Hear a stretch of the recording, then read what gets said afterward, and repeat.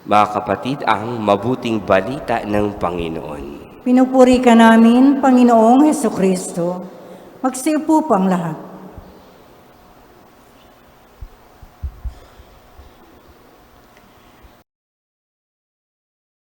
Iiwan mo ba ang iyong partner o ang iyong girlfriend kung nakakita ka ng bago?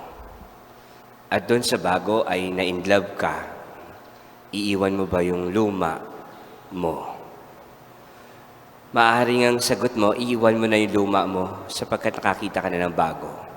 At doon ay nakaramdam ka na iyon ay na-inlove ka sa kanya. Pero ang tamang sagot, hindi mo dapat iwan yung luma mo.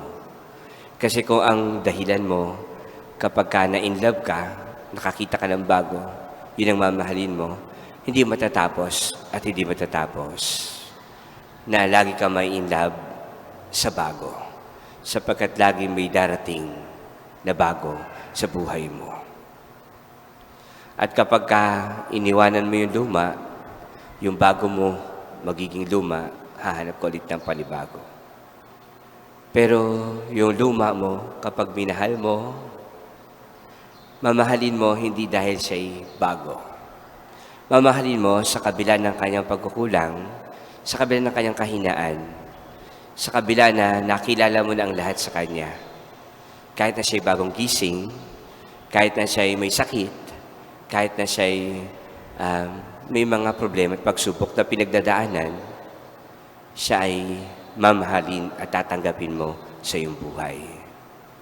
Madalas, marami tayong reklamo, madalas marami tayong hinain sa Diyos. Kung bakit ibinibigay sa atin yung mga pagsubok na ito.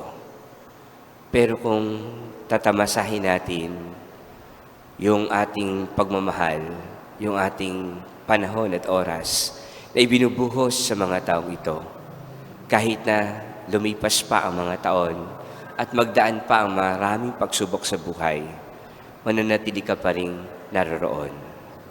At yun ay kahanga-hanga para sa isang taong nagmamahal na handang maghintay para makita kung paano ikaw ay lubos at higit na magtatagumpay.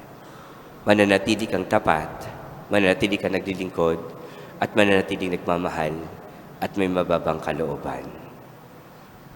Kung paano tayo ay tinawag ng Diyos sa anumang misyon, sa paglilingkod sa simbahan, sa paglilingkod sa paaralan o sa pamayanan, sa paglilingkod sa pamilya o sa tahanan, patuloy na tayo ay manatiling tapat, hindi sumusuko at hindi bumibitaw. Sapagkat anumang kahinaan at pagkukulang na mayroon tayo ay mamahalin pa rin at tatanggapin pa rin at unawain pa rin ng Diyos sa Kanyang kaharian. Panginoon, patuloy nawa na lagi naming itaas sa iyo ang aming mga panalangin. At kami naway lagi mong dinggin at ang amin namang panalangin ay patuloy na maging mabunga sa buhay namin. Makita nawa sa amin lagi kung paano kami nagsasakripisyo at nagpapakahirap at sa'yo nag-aalay ng aming buhay. Ito naway maging isang handog, isang pasasalamat at isang regalo na sa iyo ay aming iniaalay. Ito naway tanggapin mo at maging kalugod-ugod sa iyo. Balang araw, makita namin ang bunga lahat ng aming ginagawa upang ikaw ay papurihan at pasalamatan. Amen.